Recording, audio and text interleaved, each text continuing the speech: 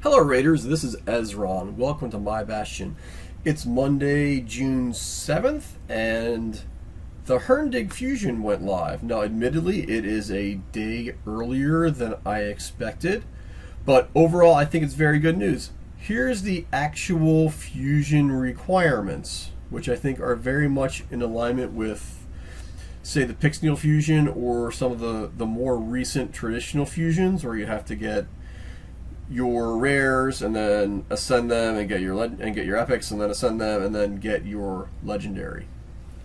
The good news is that I think this fusion is very much in alignment with my predictions that I made over the weekend. Ordering isn't exactly the same, but overall, I think this is a pretty good fusion in terms of achievability and sort of alignment with historical expectations.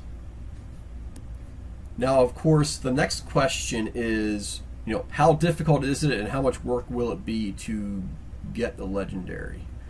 So my analysis says that it's a lot less work than Brogni, and so far it's pretty in alignment with the Ruel or Yoshi fusions. Now, of course, this might change as they release the details of new events and tournaments. But, here's what I see so far. For the Dragon tournament to get the rare, you need 1,800 points. And so compare that to the Underpriest Brogni fusion where you needed around 2,000. So, this is very much, in alignment with a reasonable historical fusion. Assuming you're doing Dragon 20, you need to do 103 Dragon runs. Now that kind of sounds like a lot, but you remember, even if you are free to play, you get 30 auto runs per day. So that's basically you just do your 30 auto runs for 3 days in a row overnight, and then you have to do a handful manually. And remember also, you might get gear or shards you can use. So overall, I think this is, the Dragon tournament is very achievable. Then looking at the Dungeon Divers, to get Odachi, you need 1,300 points, which works out to 107 Dragon runs. So basically, in doing your Dragon tournament, you can get almost all the points you need for these two rares so far. If that trend continues, I think that the legendary should be very achievable. Now, I made a cheap textual calendar that I will say right here. The only thing that appears to be super potentially difficult or time consuming is getting Horfries, because he is in the champion training event.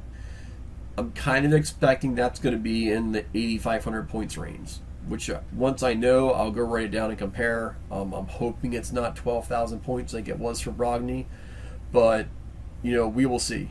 This is the only thing that looks to be a real grind. All of the other items I'm going to expect are relatively achievable. So then where that leaves me is, what I'm going to try to get out of the fusion is Hurndig and both of the epics. Now, clearly Hurndig is the one that you want out of this. But I think both Horfries and Scathix are probably upgrades from my account, just because those two champions are in factions that I'm weak in. So I'm going to try for all three, expecting Hurndig won't be a problem. Scathix is probably going to be at 3,500 points in the Summon Rush. I've got 6 or 7 Sacred Shards, so I think I can do that.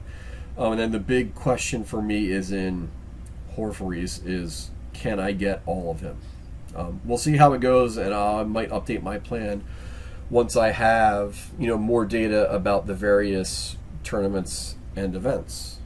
So with that, I'm going to flip back to the client real fast, and I'm going to run through and start a Dragon run just to show off one of the new features that I think is a little bit weird to use with the patch.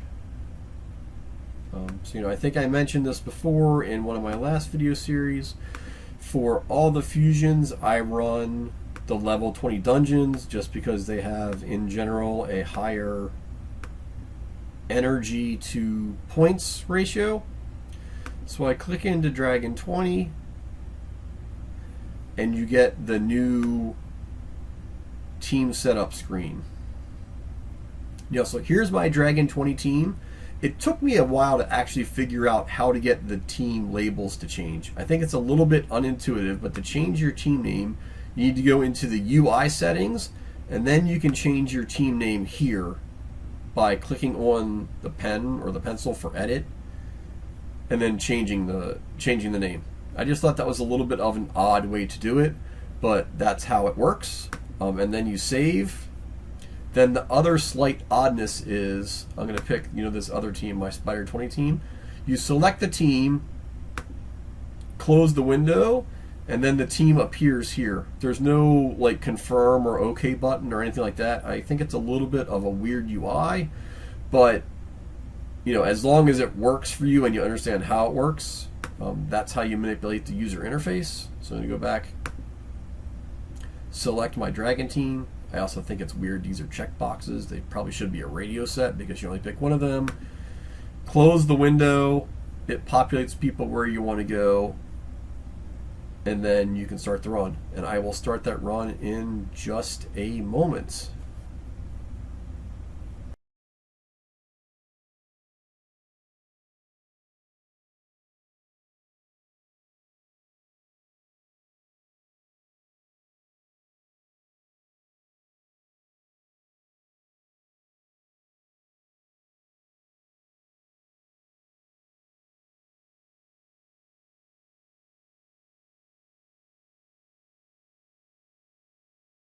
So I played that Dragon 20 run replayed at a higher speed, just because I feel like everyone has seen that plenty of times, so it's not particularly interesting, given this team or the speed that it happens.